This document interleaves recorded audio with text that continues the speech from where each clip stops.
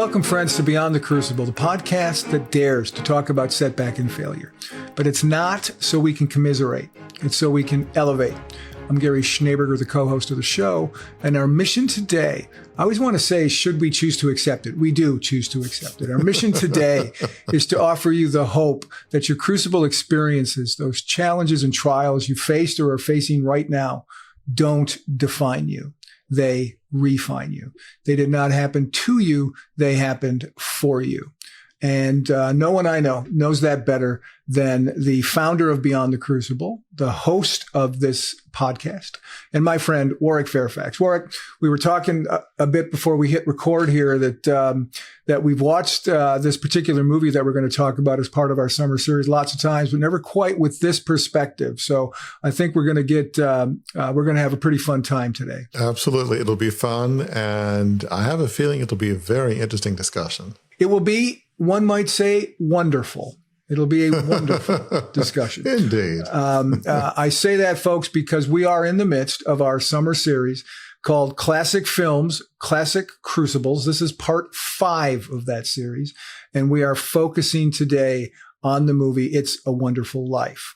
Let me level set us all. Why are we talking about movies? Well, a couple of years ago, Warwick and I did a summer series about movies that dealt with heroic movies, superheroes, action heroes, sports heroes, historical heroes. And we enjoyed it a lot. And we think you got a lot out of it. We got a lot out of it. So we wanted to revisit film again because we had such a good time and had such good learnings. And so this time, though, we chose to focus on classic films. We are focusing on the American Film Institute's list of the 100 greatest movies of all time. No, we're not going to do 100 episodes.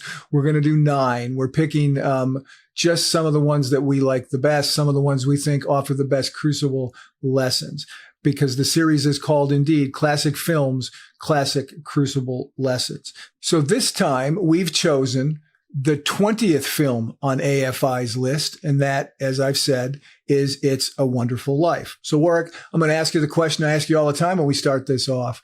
This is the second time we've devoted a series to talking about movies and their Crucible lessons that they can teach us. Why is film such a ripe ground to cover some of the things that we talk about a lot on Beyond the Crucible? Certainly, films from AFI's top 100 list, they typically feature a protagonist against long odds. And there's usually a crisis that tests their character, that tests their mettle. Are they going to rise to the fore? Are they going to be defined by their crucible?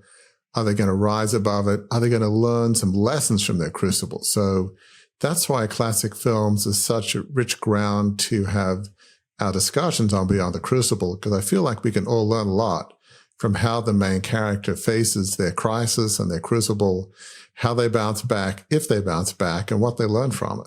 Yeah. And this is a good one to talk about It's a Wonderful Life, because if you remember, folks, when we started the series, we started with two films in which the protagonists let's be honest, did not learn at all from their crucibles. They lived in the terrible after effects of their crucibles.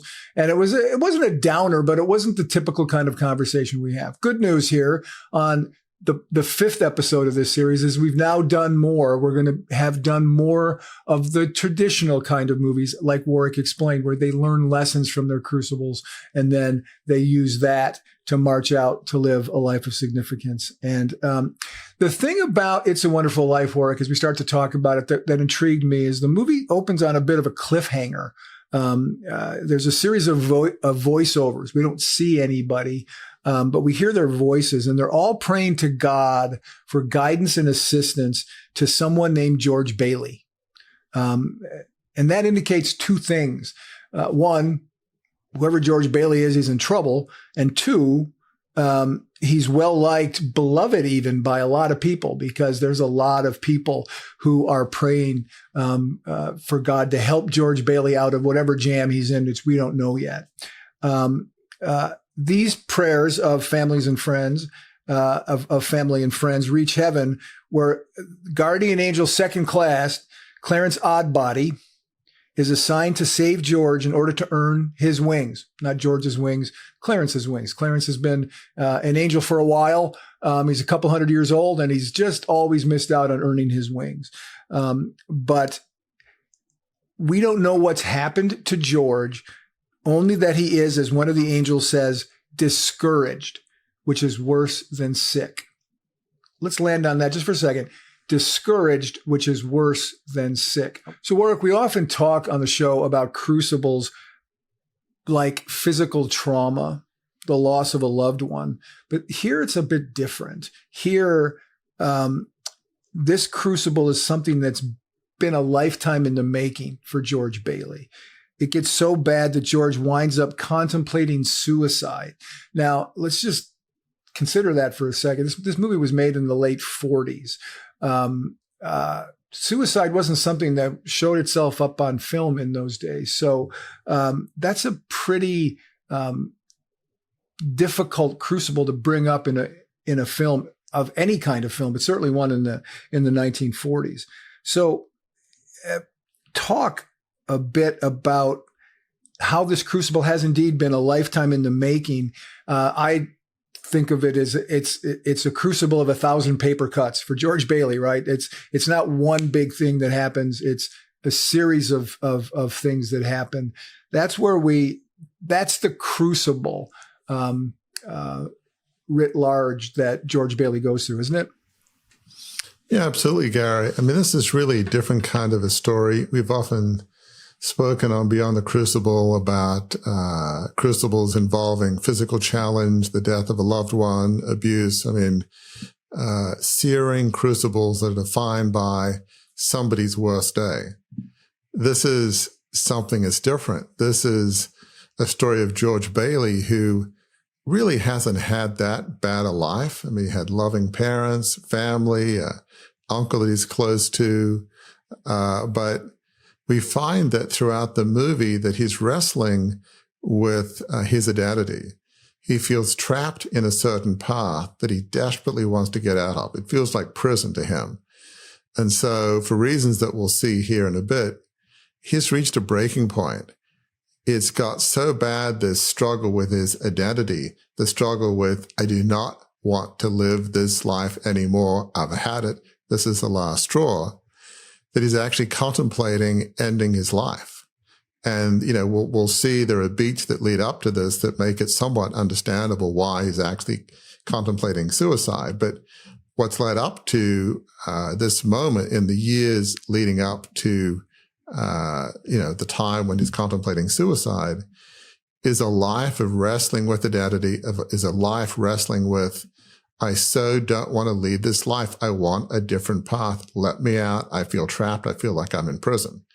So in this particular instance, it's almost like George Bailey is going through a lifelong crucible that, if anything, gets progressively worse as his feeling of being trapped in this life and his feeling unable to get out of it, as time goes on, as his sense, if I can't get out of this life, his sense of feeling trapped and frustrated and almost angry, it just grows year after year after year. So this is quite a different crucible story. Yeah. And it's told, interesting, as you mentioned, those little crucibles, they're told in flashback, really, when Clarence is learning the story of who this George Bailey guy is, who you have to help, Clarence. And there are, let's just run through a few of these little crucibles that form stones in the road, if you will, of George Bailey's journey. He loses hearing in his left ear while rescuing his younger brother Harry, who breaks through the ice while the boys and their friends are sledding down a hill. So he's deaf in his. I pointed at the wrong ear, in his left ear. While working as a boy for the local pharmacist, Mr. Gower, who is grieving the loss of his son. George, prevents Mr. Gower from accidentally prescribing poison to a young patient, but he also, Mr. Gower gets angry at him because he didn't deliver it. And, it's rather crucible. It's a strong crucible where Mr. Gower, who is had been drowning his sorrows at the loss of his son, sort of slaps George in the face a couple of times in the ear. His ear starts bleeding. So that's a very traumatic moment that George goes through. Then on the eve of setting off on a European vacation before entering college, his father, the owner of Bedford Falls Building and Loan, suffers a stroke and dies. Harry, his brother, to whom George gave his college money when he stayed to run the building and loan, returns home after graduation with a new wife and a new job from his father-in-law. The job offer means Harry won't assume oversight of the building and loan from George as planned. George's plans, once again, get upset. Then the stock market crashes just as George and his new bride, Mary, are about to embark on their honeymoon. It costs them not only the honeymoon trip, but also all but $2 of the $2,000 they saved for it. They distribute the other $1,998 to their nervous and needy customers to keep the building and loan and the town's faith in it from collapsing. And in the biggest crucible experience of all of those individual crucibles that crop up, forgetful Uncle Billy misplaces the $8,000 bank deposit for the building and loan, causing a crisis that could send George to prison. So here's the key point why I bring all that up. What makes these such painful crucibles to George extends deeper than the surface details. Devastating enough in their own right. That's because George has, from his youngest days, dreamed of being an explorer. As he puts it, shaking the dust of this crummy little town off his feet and not just seeing, but conquering the world. He envisions himself as a successful businessman on a much larger scale than the old building and loan in Bedford Falls. He says this, I want to do something big and important. And that's what he tells his dad when his dad asks him if he'd ever consider taking over the building and loan. George dismisses the family enterprise as being in the business of nickels and dimes. And yet each crucible requires him to stay in Bedford Falls. His ear injury even disqualifies him for serving in the military during World War II, and keep the building and loan afloat. George never completely stops resenting the life he is left to live or grieving the life he believes his crucibles have stolen from him. That's a lot of me talking, Warwick, to set up this very important question. George finds himself a little bit in a life in which he longs for the wrong kind of success here, doesn't he? Each crucible that keeps him from pursuing his dreams keeps him in Bedford Falls, but he's doing a great deal of good in Bedford Falls, but he's just not seeing it, is he? And that's so well stated, Gary. George spends his whole life wrestling with himself and his identity. In a sense, the movie is really portraying a war for George's soul. He doesn't have a bad life. He really doesn't. And as we'll see, a wonderful wife, and he ends up having kids, and people in the town love him. He's doing good, but yet he just can't just shake this sense that he wants to live a life of adventure. He has these travel brochures, and at one scene in the movie, somebody, I guess it's Mr. Gower, actually has a case made with his name on it. He wants a life of adventure. He wants a life out of this small little town of having a successful business, a much bigger one. So that's the life that he feels like he wants. But, in a sense, he's constantly tempted to break away, but he can never do that. It's almost like he's tempted by the dark side in a sense, because as we'll see, I'm not sure that this life is one that would really make him happy. But time and again, when he's at the brink, he begrudgingly makes the right decision. And even though he doesn't see it as such, there was a scene when he's with Mary in Mary's home, and they're both young, and he just sees Mary as somebody he could settle down with, a wonderful person, but he wants to get away. And it's like he realizes, come on, really? To himself, like he loves it. It's like even there, it's just, he realizes this is a woman I want to spend the rest of my life with. I'm not going to go away and, have that not happen. There's incident after incident when he's on the precipice of ignoring his values and beliefs and ignoring the path that he was meant to go on. He just can't do it. It's just a fascinating struggle. But yeah, that temptation he has to travel the world and have a big business. He talks about building skyscrapers, bridges, and airfields, as opposed to the nickel and dime business of a building alone. I mean, epically different scale. But what's fascinating is that throughout most of the movie, he doesn't realize the life of significance, his calling, the life he was designed for, the life he's always actually truly wanted without realizing it, has been right in front of him in Bedford Falls. Like he's running away from his perfect life, the life he was called to. It just feels like there's got to be more to life than the buildings and loan in this little hamlet, as he might think of it, as Bedford Falls. He's constantly called by the sirens, if you will, but it's a siren song that would not lead to happiness, which for most of the movie, he just doesn't realize. So it's this war between the good angels and the bad angels, the side that will lead to happiness, fulfillment, and significant, and another side that will lead in a very different direction. So that's pretty much the whole movie plays out in these vignettes of struggles for his soul and struggles for the direction he wants to lead in life. Yeah.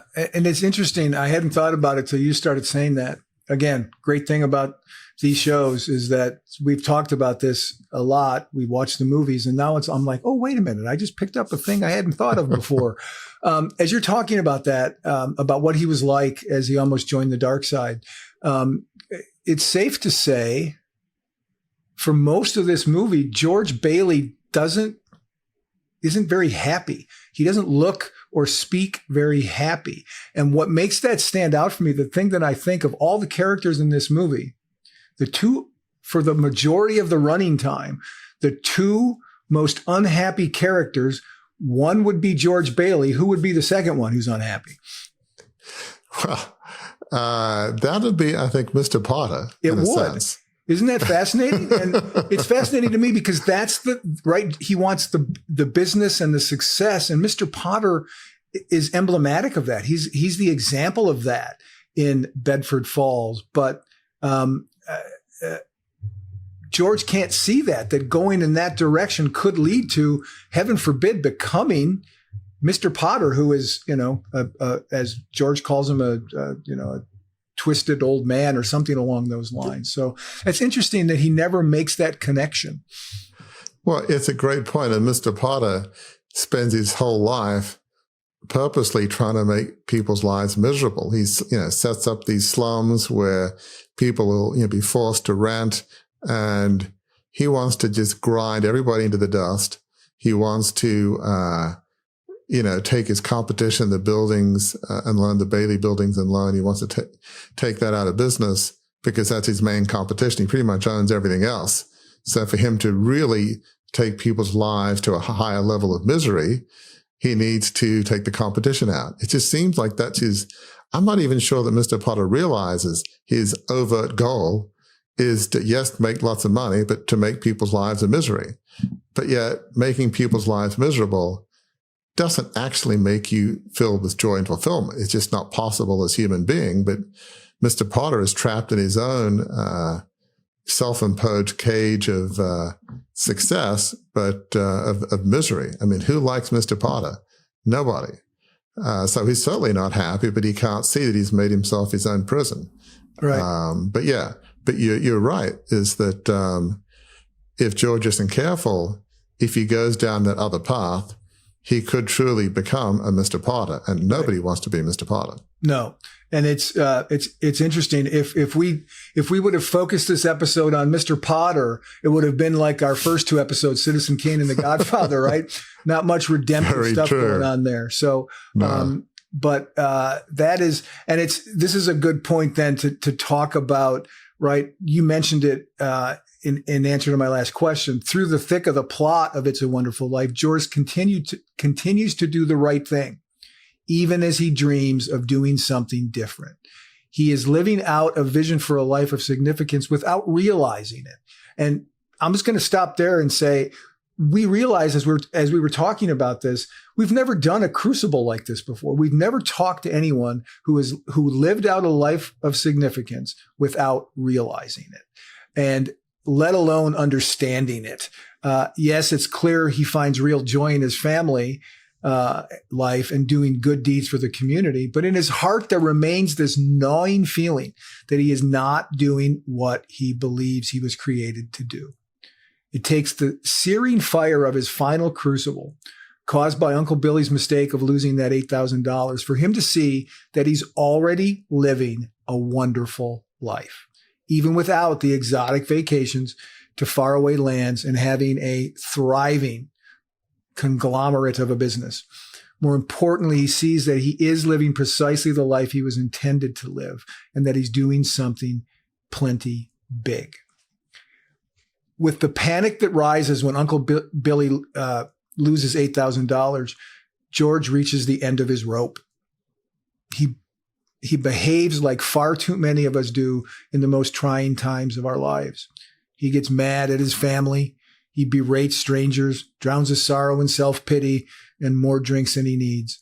He even contemplates ending it all, as we've discussed, reasoning that he's worth more dead than alive. A helpful, quote unquote, sarcastic fact that Mr. Potter says, "Why, Bailey, you're worth more dead than alive." That's very, very helpful of Mr. Potter. In his last desperate act, acknowledging he is not a praying man, he nonetheless prays to God to give him a sign.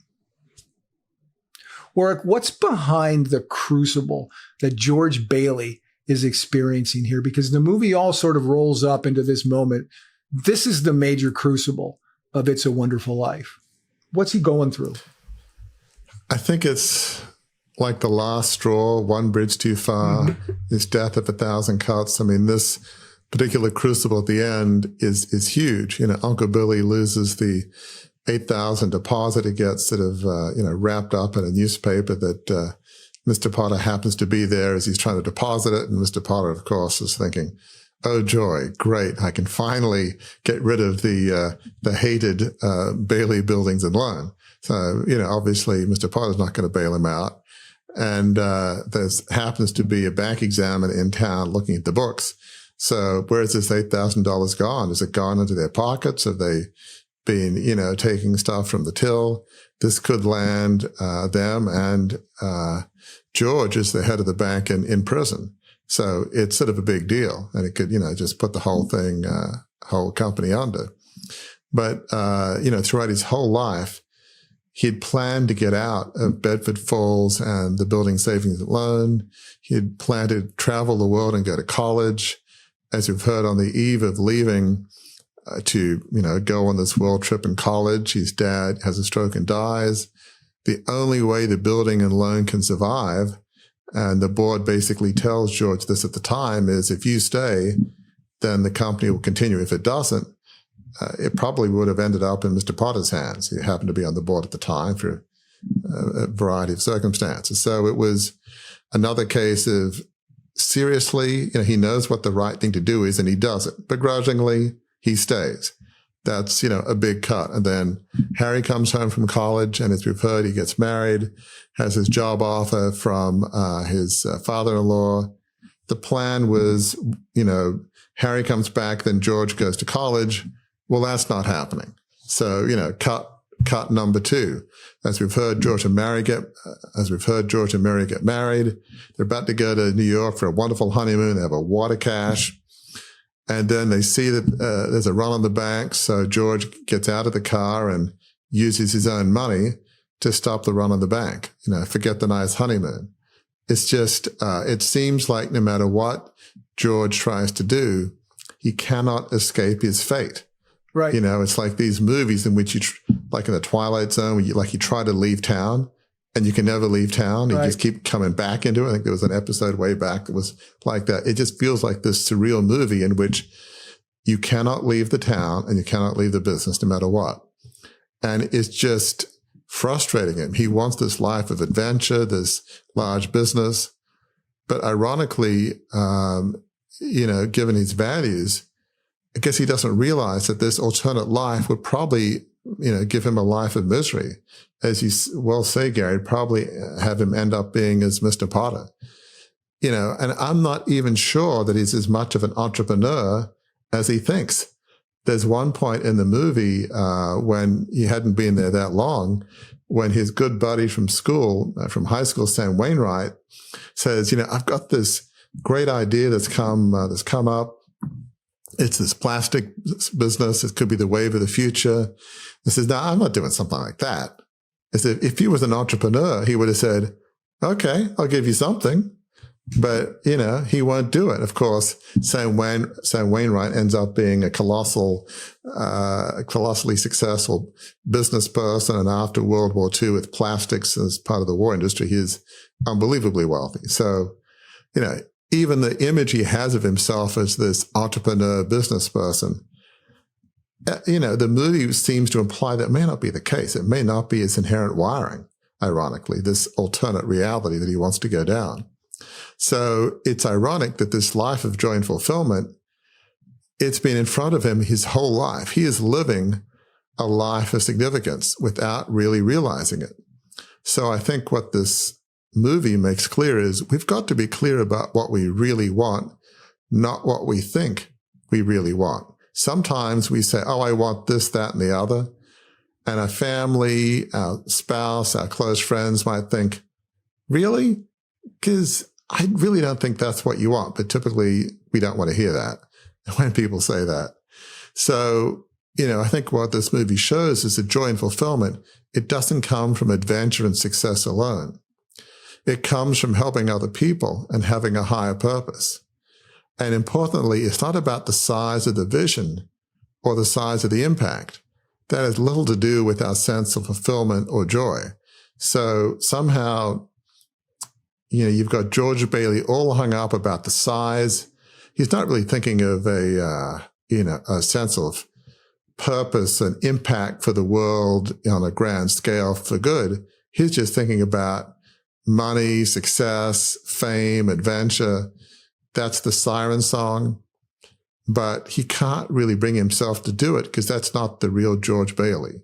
He just can't pull the trigger. Now, life and circumstances conspire against him, but also his own values and beliefs. So I think, the big message in one sense, or a big message from this movie is, be careful what you wish for.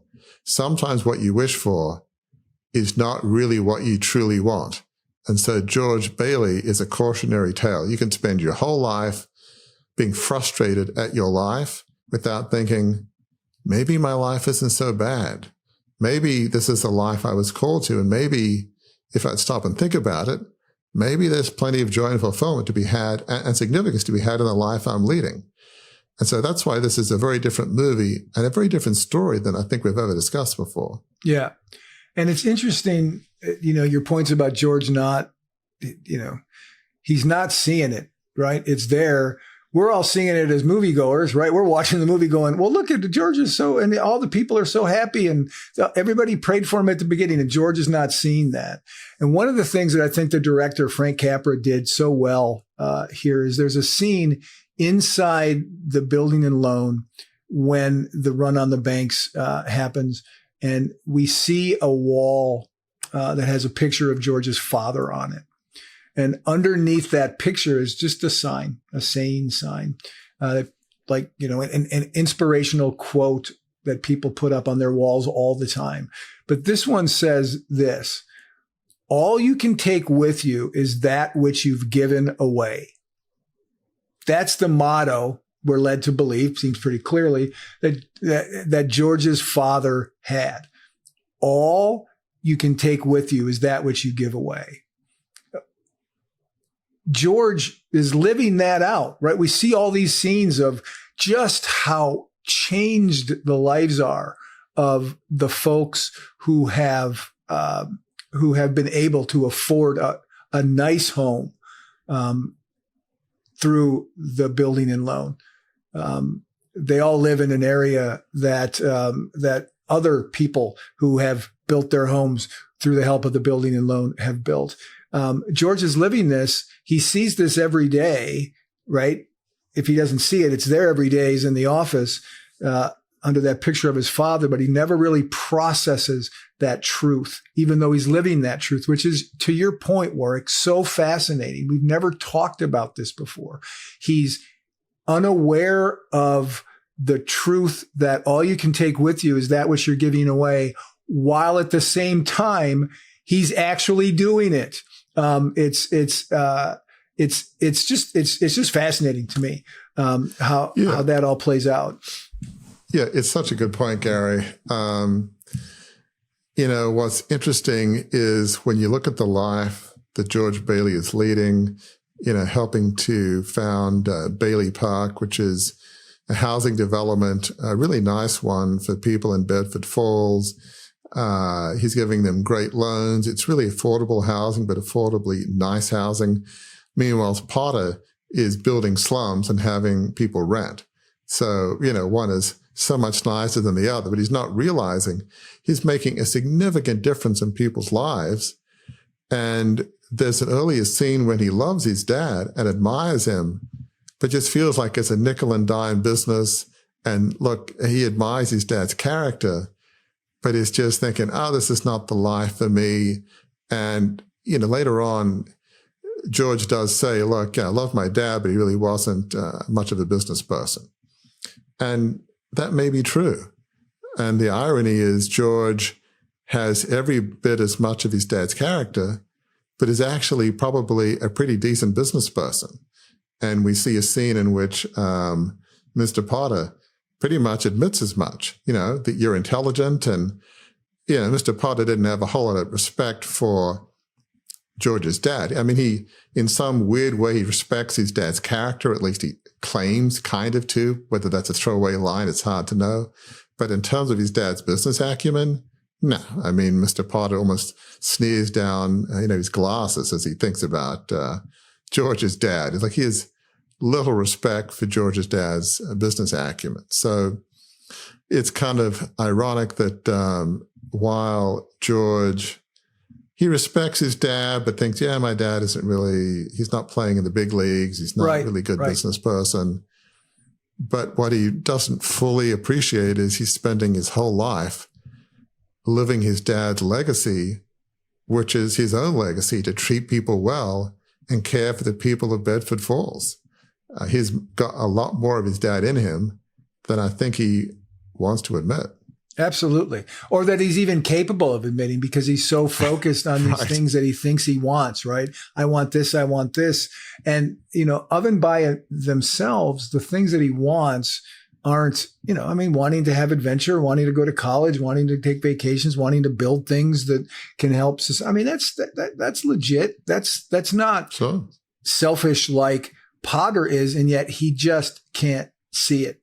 But folks, he's about to see it, because after a last-ditch effort to save himself by asking Potter for the money to cover the $8,000 shortfall, which George, by the way, doesn't know, Potter has hung on to the money that Uncle Billy stuffed in the paper that he gave to Potter. He's hung on to it because he thinks he's finally going to be able now, once George goes to jail and the building and loan is shut down, he's finally going to get control of it. So George flees Potter's office, gets drunk at a bar, and prays for help. Contemplating suicide, he goes to a nearby bridge, but before George can jump, Clarence dives into the freezing river, and George rescues him. Interesting point here. Well, right? Clarence knows George's character completely. What's the best way to save George Bailey who's going to jump off a bridge? Jump off a bridge yourself, because George Bailey will come save you, right? I mean, exactly. That is, when your guardian angel knows that that's the way to save you from killing yourself is to pretend he's killing himself. That shows your character on a big screen, no pun intended. Well, just on that point, it's, George can't really kill himself properly. It's like, because if somebody's diving in, he's going to say, well, not my problem. I'm here to kill myself. Let's go. Let's both drown together. Misery loves company. Right. That's not George's character. I have to save that person's life. So you're right. even in his most dire period of the whole movie, which is when you're about to commit suicide, it doesn't get much worse than that. He can't do it faced with somebody else in need. I mean, it's the ultimate test of his character, and he passes it. It's a fascinating moment. And Clarence is a smart angel. I mean, that alone you would think is worthy of giving him a promotion from angel second class. Yeah, you think he would have earned with that kind of wisdom, he would have earned his a couple centuries earlier, he would have earned his wings. But apparently there's some other things about him that he couldn't do it. So when George makes an offhand comment to Clarence that everyone would be better off if he had never been born, Clarence seizes on that, again, his wisdom, seizes on that hastily spoken wish, and he grants it, showing George what life would be like in Bedford Falls if George Bailey had never been born. With the man who, as he's described elsewhere, never thinks about himself, with him erased, life is bitter and bleak in Bedford Falls. And this is one of the most startling bits of this movie is Bedford Falls is now bitter and bleak. It isn't even Bedford Falls anymore. It's Potterville. It's quaint town square replaced by sordid characters and sketchy businesses. Harry is dead, having drowned when he fell through the ice in 1919 because his big brother wasn't there to save him. Mr. Gower looks homeless, having spent 20 years in prison for poisoning a child, his patient, because George was not there to stop the wrong prescription from going out. And Mary is living a scared and lonely life as a librarian. No husband, no children, no joy. It is all of this put together, most assuredly not a wonderful life. When George sees all that, visits some places that have changed because he's not there, right? His favorite bar, Martini's, the guy, an immigrant who he helped get a house, Mr. Martini, he's not even around. Mr. Martini isn't. It's now run by Nick, who's Mr. Martini's bartender, and Nick is mean. George gets thrown out of the bar. So after visiting all these places that have been made less by the absence of George, he flees back to the bridge and begs to have his life back. His wish granted. He rushes home to await his arrest. And what's funny about this, Warwick, is if you remember those scenes when he's running back, knowing what's waiting for him, there's a bank examiner at his house. There's a DA with a warrant for his arrest. What does George do as he runs back home? He is the happiest we've seen him in the whole movie. He stops. Right. He's saying Merry Christmas to everybody, even to Mr. Potter, right?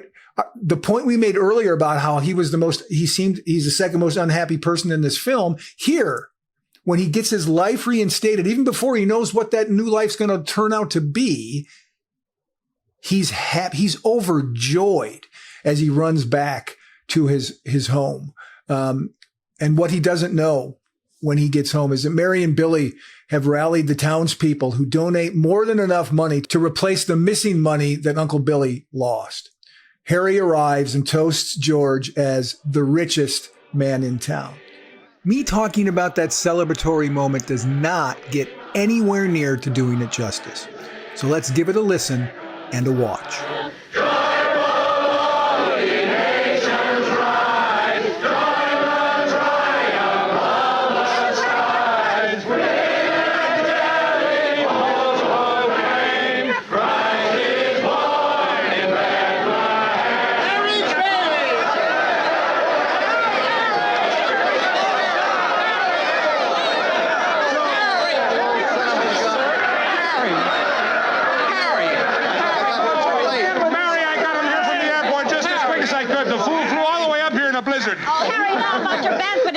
Oh, I left right in the middle of it. As soon as I got Mary's telegram. Good idea, Ernie. A toast. To my big brother, George, the richest man in town.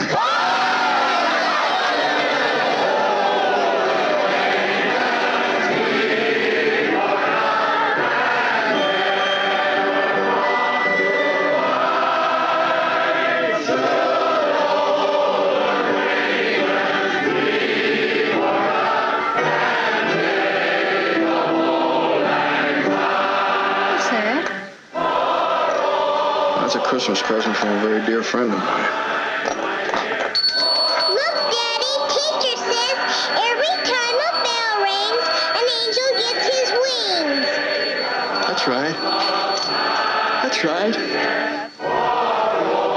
Attaboy, Clarence. The key point for this, I think, Warwick, is this is George's epiphany. He sees for the first time that the life he has led has made his community a much better, richer place. He has offered hope and healing. We use those words a lot on this show. He's offered hope and healing to his friends and family. His passion for adventure and business success has not been denied, just realized in a quieter, more meaningful manner. Keeping the building and loan not merely solvent but strong all those years has allowed dozens of neighbors to pursue their own sort of grand adventures of their own as homeowners.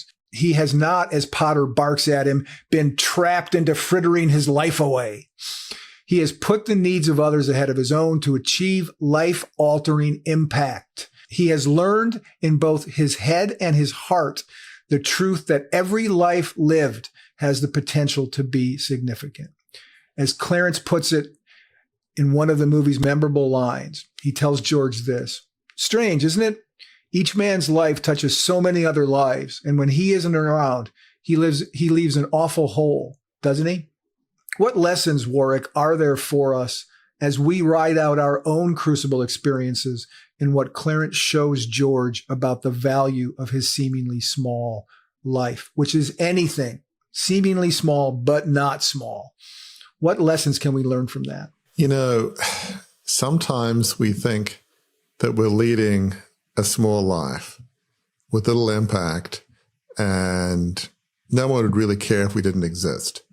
We might not be suicidal. We might just think I'm leading a boring life. I'm having an impact on nobody. You know, what difference does it make? I mean, what impact am I having in life? If I wasn't here, would anybody even notice? It may be, you know, yes, you can be suicidal about that. Or you might just be thinking, instead of a low-grade depression, is this what life really is about? The brilliance of this movie, it shows the impact that one person can have with a small business in a small town. George's impact was anything but small. You know, we can look for joy and fulfillment in all the wrong places. George spent his life dreaming of escape with travel brochures. Time and time again, he wants to travel the world and keeps being prevented. He has these fantasies of adventure and starting a large business. But that wouldn't have led to joy and fulfillment. So certainly not for George. It would have been fundamentally out of line with George's beliefs and values. You know, time and again throughout the movie, George shows that he cares for people, that he's willing to put his own needs in second place compared to the needs of others. We mentioned earlier about how George helped to found Bailey Park to offer affordable housing against Mr. Potter's slums. There's a scene in the movie where he is in Mr. Potter's office and Mr. Potter offers him the then incredible amount of $20,000 a year. He says, look, just give me the buildings and loan. You can manage my properties. You can have European vacations. You can give your wife, you know, clothes and jewels. And for a millisecond, he's like, what did you say? $20,000? Oh my gosh. But then as he goes to think, he said, well, can I have 24 hours to think about it? And he goes to shake Mr. Potter's hands. That action of shaking hands, he just realizes, hang on, I don't want to be that guy. Right. Okay, this is a call from the dark side, from the evil one, if you will, from some evil space. And he says, like, I don't need 24 hours to think about it. It's no. And obviously then Mr. Potter calls him a fool and what have you. So time and time again, he's tempted, but, you know, he subconsciously knows what his beliefs and values are. And at the end of the movie, George realizes that his being living the life he always actually wanted without even realizing it, a life of joy and fulfillment, a life of significance. He has a wonderful wife and family. He has kids that love him. He has a meaningful business that has collectively changed so many lives. He's really living a life that is one of significance, is one of joy. He's just almost snatching defeat out of the jaws of victory. What's so bad about his life? Nothing really. Okay, so he didn't get to go to college. He didn't get to travel to Europe. He didn't have this big business. But are those the things he really wanted? I think if he was honest, he would have said, well, Europe might have been nice, but the world won't end if I don't go to Europe. College, that would have been good. But I guess there was another plan. Having this big business, is that really what he wants to do? I think the life he's living is the life that he was meant to live. It's a life of significance and a life of joy and fulfillment. He just spends the whole movie and much of his life,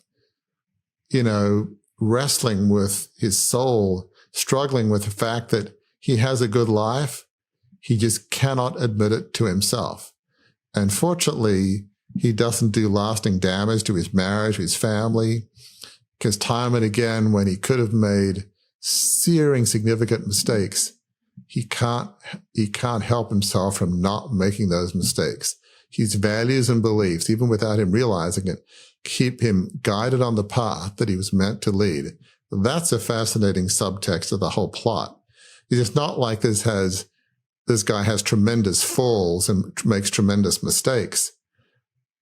He has many close calls, but never quite goes over the line. He just can't help himself. His values and beliefs are so strong. He can't help himself from not breaking those core principles in life. So it's really a fascinating story, and it's a lesson learned that sometimes the things that we think we most want, are they really? Right. It's really an interesting movie. I'm thinking about 2 episodes ago when we talked about Singing in the Rain. And I remember in that conversation, we said, because we were talking about Don Lockwood, Gene Kelly, and Lena Lamont, Gene Hagen. And they both had different characters. They both had different perspectives. They were both movie stars, right? But Don had character and ended up, pushing into a life of significance, caring about Kathy Selden, who was his muse, his co-star, fell in love with her. Whereas Lena Lamont was trying to ruin Kathy and was, arrogant and dismissive of the little people. And we said something in that show about, be a Don, not a Lena. I think we can summarize this movie as be George, not Mr. Potter. Right. I mean, that Indeed. really is, because George could have, if a couple of those things could have gone the way that he wanted them to go, he could have ended up on the same path that Potter ended up on. I don't think, he had more character, but he could have ended up on a path that could have maybe led to more crucibles. Let's go back. I've been thinking this entire conversation of the second movie that we talked about in the series, The Godfather. And the whole time that we've been talking about Potter, I've been thinking, if we took a different angle on this, we could have called this episode, if Frank Capra made a different movie out of the characters, he could have called it The Pot Father, because really the story about, a story about Mr. Potter is not that different from a story about Citizen Kane, our first episode, or a story about The Godfather, our second episode. There are some dark forces in these movies. Sometimes we can learn lessons from them. I think we can learn lessons from Potter if we wanted to unpack them, but you definitely, folks, can learn lessons from George Bailey, because here's the summation of his life story. The power of embracing our crucible experiences and allowing them to lead us to discover our design, craft our vision, and make that vision a reality. When that reality leads us to live a significant life, it is indeed a wonderful life. We've talked about a lot here, Warwick. What's the one big takeaway that you hope listeners and viewers get from both the film It's a Wonderful Life and our discussion of that film as part of our series? There's a key moment towards the end of the movie, before we have that redemptive arc, before we have that shift, in which Clarence says that George really has a wonderful life. The fact is, George doesn't realize the wonderful life he has. I mean, he has people that love him, family members, his wife Mary, his kids, his Uncle Billy, his whole town. He is a beloved person. And, we need to be careful of what we think we want rather than what we really want and what our soul truly wants. Don't pay attention to what you think you should want, what other people want, what society tells you want, what even in some cases, not this movie, but in some cases, what other family members and friends say you should want. Pay attention to what your soul wants. Pay attention to what your beliefs and values are truly calling you to. So sometimes we think we know what's going to make us happy, but it won't. How many times people have been striving for success and they got all the money, all the power, the big houses, the big boats, the cars, and it's like, is this all there is? And in of itself, money and success are not bad, but in of themselves, they won't make you happy. But very often you can spend your whole life reaching for the gold ring thinking, when I get to that next level, then I'll be truly happy. And the reason I'm not happy yet is I haven't quite reached, the ultimate level when I'm happy. Well, there is no ultimate level that will make you happier. It's just not possible with money, success, and fame in of themselves. They're not wrong in of themselves, but in of themselves, they do not lead to joy, fulfillment, or certainly a life of significance. So one of the interesting things is at the end of the movie, George does realize he actually has a wonderful life. He hugs his wife and kids and family. And his brother Harry comes back. He's won the Congressional Medal of Honor in World War II. He's a hero. And Harry says that George is the richest man in town. And what Harry means by that is not so much in terms of money, but look at how much he is loved. He is rich in terms of the admiration and love that his family and everybody in the town has for him. I mean, how do you want to measure richness? Do you want to measure it in your bank account or how much you're beloved, admired, and respected for the good that you've done?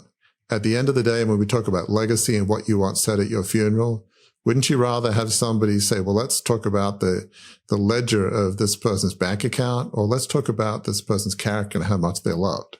It's pretty clear what most humans want to be said of them. So, and there's another interesting thing that we see at the end of the movie. Clarence gives George a book, The Adventures of Tom Sawyer. And in that book, there's an inscription. Remember, no man is a failure who has friends. Well, if you measure George's life as a success or failure, when you look at how many friends George has, he is a tremendous success. He is certainly not a failure. So I think living a life on purpose dedicated to serving others, a life of significance, that's a life of joy and fulfillment. Every human wants to lead a life of joy and fulfillment. And that's the lesson that George Bailey learns. That's a lesson that we can all learn. Sometimes we strive for something that we think will make us happy, that we think will make us fulfilled and joyful. And it's often the case that it really won't. But we don't want to be the person who's on their deathbed saying, I've been divorced multiple times. My kids hate me. People at my work hate me. I've got this big business, but so what? It's too late at that point. George Bailey, fortunately, he never gets to that point where everybody hates him. He never gets to the point where he's sold his soul. So George realizes he's had the life he's always truly wanted. So you do want to be a George Bailey. You don't want to be a Mr. Potter. If you're looking at the funeral of George Bailey and Mr. Potter probably has to, Will probably has to pay people to come there. Yep. Nobody to come of their own volition. Right. George Bailey, they'd need to have a cathedral. I mean, a regular church wouldn't be big enough. So it's pretty clear whose funeral you would rather have. You would rather be in, George Bailey's, you'd rather be a George Bailey than a Mr. Potter. Indeed. And that's such a good point. I'm going to end it with ringing the bell because let's give another angel his ring. That's a good landing spot for the plane on this episode. As we do with every episode of this series, folks, we're going to leave you with a reflection question based on the things that we spoke about here. And that question is this, and this is kind of a two-parter, but it's both parts are important. And that question is this: as you look at the lessons of your Crucible experience and what you learned about yourself in its aftermath, what does it reveal about your gifts and passions and the life of significance you feel called to live? There's a lot of stuff there. I'll say it again so you can get it down if you're taking notes. As you look at the lessons of your Crucible experience and what you've learned about yourself in its aftermath, what does it reveal about your gifts and passions and the life of significance you feel called to live? Noodle on that a little bit. Truly reflect on that a little bit, because I think this conversation has been rich in talking about those very things. How do you learn from the lessons of your crucibles? How are you gifted? The things you maybe think you want may not be the things you want. Let that roil around inside you for a while. I think you'll end up in a good place. And we've ended up in a good place, folks, here as we've ended the latest episode of our summer series on classic movies and classic Crucible lessons. So until we're together next time for another episode of this series, as we go through the American Film Institute's top 100 list, not all of them again, we're picking and choosing ones that have truly strong Crucible experience perspectives. Until the next time that we're together, please make plans to join us, and we'll be sure to save you a seat.